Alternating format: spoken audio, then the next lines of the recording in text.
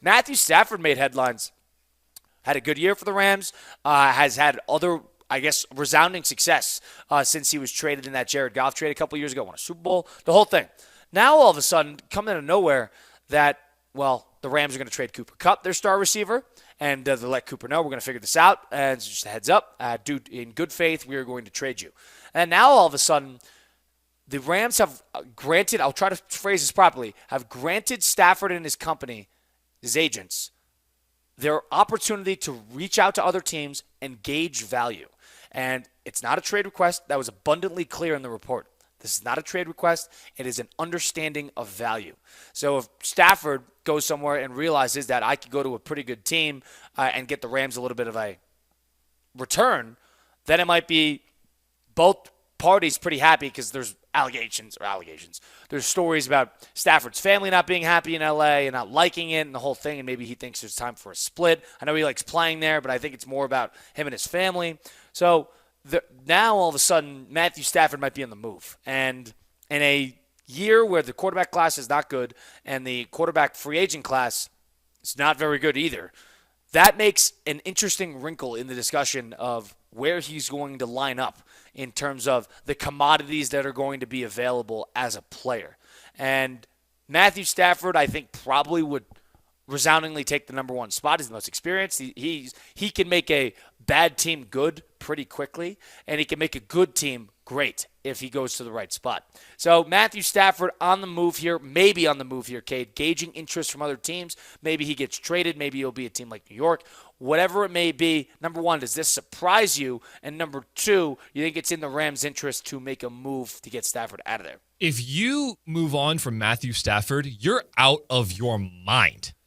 These guys were just a few plays away from getting to the NFC Championship and potentially the Super Bowl, and it wasn't Matthew Stafford's fault. It was not being able to stop Saquon Barkley, and at one point wasn't being able to protect Matthew Stafford. Had him on the 17-yard. They were down 13 points with 4 minutes to go. They were on the 17-yard line on a 4th and 11 with 3 minutes to go with a chance to win the game. That doesn't sound like a Matthew Stafford problem to me. I thought he was fantastic, especially when you consider how many injuries this team had to go through in the first half of the season. I had this team written off. Cooper Kupp, gone. Puka Nacua, gone. Offensive linemen, basically all of the offensive line, gone. And this team fought back, led by Matthew Stafford. If you're the Rams, you take advantage of him only going to get paid about $27 million this year. Because I don't know about you, Colin, but if you're just talking about money value, Stafford to me is a $40 million quarterback plus. At least. He's a great bang for your buck. Right? So the Rams right now are taking advantage of that by only having to pay him less than $30 million, right? Now, if Stafford were to request a trade and get him and think, all right, you know what, I think I've ran my time in LA, I don't think any Ram fan is necessarily going to.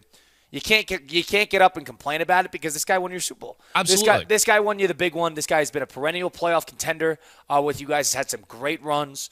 He was a perfect match with McVay. And maybe it's time to just shift on amicably in each of your directions. Whether that's a good thing or a bad thing, I agree with Kate. I think it's a bad thing. I don't know why the Rams rebranding is tricky. And if you're going to rebrand so drastically with no Kupp and no Stafford, whatever it may be, now you have McVay, and McVay's the equalizer. McVay's going to have a good team regardless. Just goes to show that even if you have a great year like that, I mean, you're not untouchable. And Stafford is not an untouchable. Now, let's flip it. Teams that can make a move for Stafford, Giants are being floated and giving up their first-round pick, which is like the 4th overall pick in the draft for Stafford.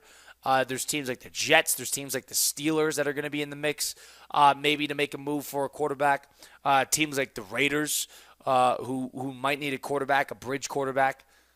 To you, is there a team that is singing to you in terms of you got to go get him? Go get Stafford if it's possible. Go do it. Make it happen. He can take you to the next level. I'm going to say the Raiders. And because I like how Pete Carroll's only on for about, what's Pete Carroll's deal, 3-4 years? Yeah, so it depends. Nobody knows how long he'll be there. He's older, exactly, yes. Right? So if you can make a run in 3 to 4 years with the last few years you have of Matthew Stafford plus Pete Carroll, make a quick team to work with legendary players, that's a good run there for the Raiders. And then you can go out and get a new quarterback and a new head coach in the same year which we know historically has also been nice. We've seen it with several teams now, where if you go get the head coach and the quarterback at the same time and have them work together to rebuild the team, that can also be a good branding ticket as well. So I like the Raiders. I think Stafford and Brady, as we all know, Brady's the GM in this whole situation. Brady with Stafford working together to build a team, I think that would be great. He wouldn't have to move very far right over there to Las Vegas. I'm sure there's plenty of Stafford fans already in Vegas with how close the cities are together. In my opinion, I don't think Stafford should leave. I actually think Stafford should stay, even with the less amount of money that he's probably worth, because maybe he wants to get out of California. Maybe he wants to get out of L.A. Maybe it's a family thing at this point. Hey, I already won my Super Bowl. If I could finish my career in maybe a bit of an easier spot for me, a spot that I enjoy more. All right, then that's not Las Vegas. That's not Las Vegas. I got young kids. Let's go to Vegas. Let's go to Vegas. Let's go to New York City. Right. No, okay. If that's the case, if we're talking that, I'm talking simply balling out, then I'd stick with the Rams. If we're talking in just a nice, easier play to finish off your career somewhere, pretty much. Tennessee, if they go and get Travis Hunter first overall, but that's to me not a winning situation, right? I'm surprised you haven't brought up the Pittsburgh Steelers. I think the Pittsburgh Steelers, Russell Wilson has been, I didn't think he had a bad year. He didn't blow the ceiling off anything, so to speak. But I think the Steelers are, in terms of capitalizing on a team that is, I guess, well put together, especially defensively. They need their pieces offensively. You could go get a Super Bowl winning, a proven, in my opinion, a top 6-7 player at the position, bang for your buck, actually starting under center in a big game. I'm taking Stafford over anybody except for about 4 or 5 players. And if you could go get him and insert him into trying to, like we said, get the most out of him to finish off his career, get the most out of that roster, and maybe take them to new heights, I think the Pittsburgh Steelers make a lot of sense. I think the Giants could make a lot of sense, too. The Giants are wondering, what are we going to do with quarterback? You can't bring in Darnold. He's been in New York, and he's crumbled. So you can't pay him the money and make it make sense. And I don't think Darnold would want to go to New York even. You don't have a draft position to go get a quarterback that is going to start for you next year. Kirk Cousins is 35 years old and got benched midseason for the Atlanta Falcons. You're not going to get Rodgers to jump across town. There's not a lot of options. So the Giants is another one that makes a lot of sense if you're looking for a bridge quarterback that would protect not only Dable and Joe Shane, the general manager and head coach of the Giants, because people are starting to ask questions about the direction of the Giants, where they're trying to be. Well, Matthew Stafford can start to alleviate some of those dark clouds because he is a floor raiser. He is somebody who makes a bad team good or a good team great. Off of that, I think those two options are singing to me because they don't have a lot of options to get a quarterback. Tennessee can go get a quarterback. Tennessee is in a position to go draft a quarterback and have him start and go figure it out.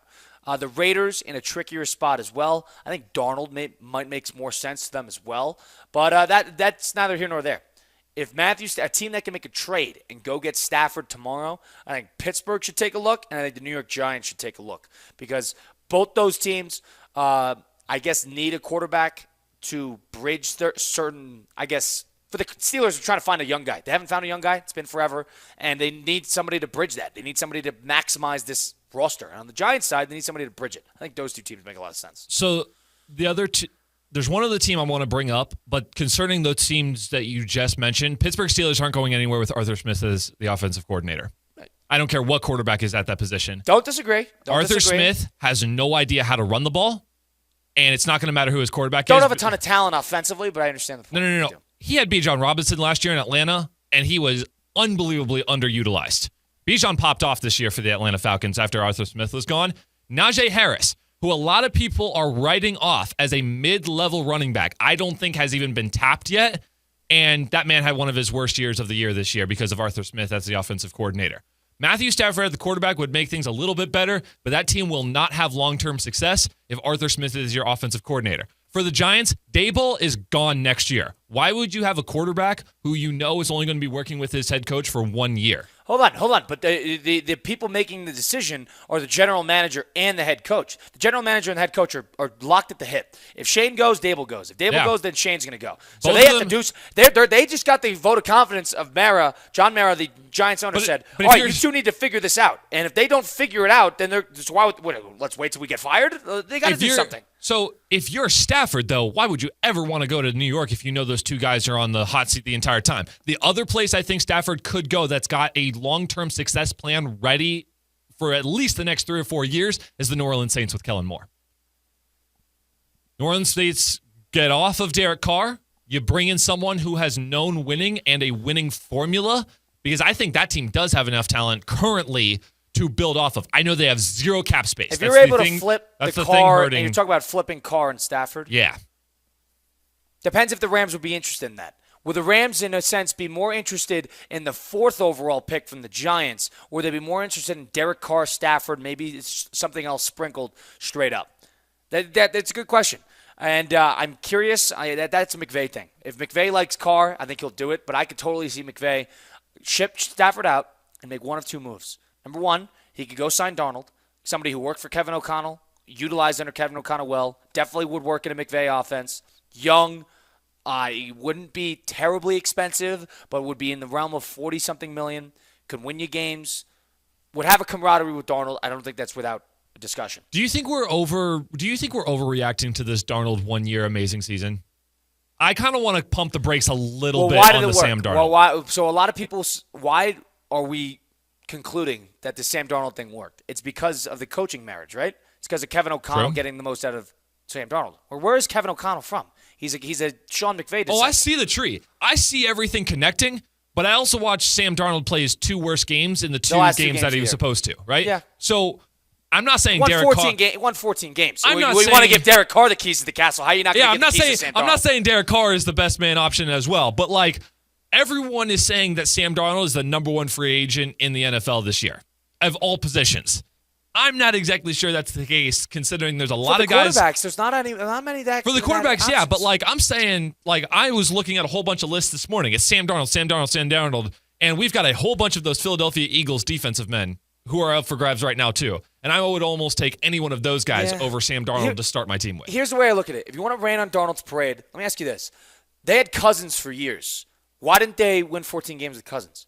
Why weren't they? Sure, no postseason success. Fair. But that team was much better this year than they were in previous years with, a little bit of a revamped defense, but another year of Flores. Fine.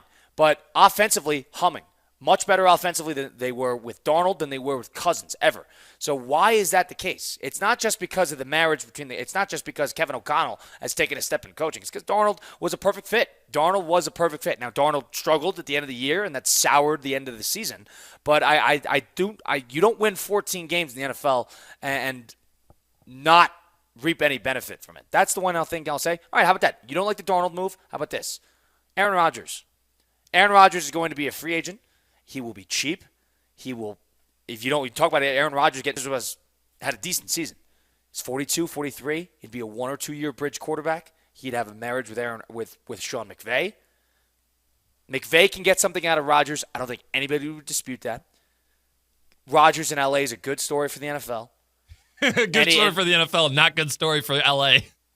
Here's the way. Listen, I understand Rodgers is kind of like a ticking time bomb with the extracurriculars that he brings, but the Rams wouldn't deal with it. He's not going to the Rams to be Mr. General Manager like he would for the Jets. That's true. McVay would keep him in check. He's pulling his Brett Favre Minnesota Vikings. That's what he's doing. He doesn't need to be with the Vikings. He can be with the Rams. Favre had success with the Vikings. So there's something to that, all right, well, stop number 1 was a complete disaster. Let's revamp, reset. All right, I want 1 or 2 more years. If I need a bridge, boom, right to the Los Angeles Rams. Is it the right move? No. Is it intriguing? Yes. I see both sides here, but, I mean, if McVay wanted it, this is a McVay thing. If McVay wants to work with Darnold, if he wants to spend the money on Darnold, or he doesn't think it's worth it, or does he want to spend a little amount of money on Rodgers? They have a good young defense. They have stars all over the field. They have a good offense. They're going to be a little bit younger. It's not the worst idea in the world. I think both, if they want to go Darnold, Carr makes sense. Carr's probably the worst of the 3. True. If they want to go Darnold or they want to go Rodgers in terms of getting a bang for your buck, then they could have the 4th pick in the draft that they ship him to the Giants, and then they could go get Rodgers in there with a top 5 draft pick. That is not the worst thing in the world if you're a Ram fan. No, it's not. What's a better story for the NFL, Rodgers in LA or Rodgers working underneath Tom Brady in Las Vegas?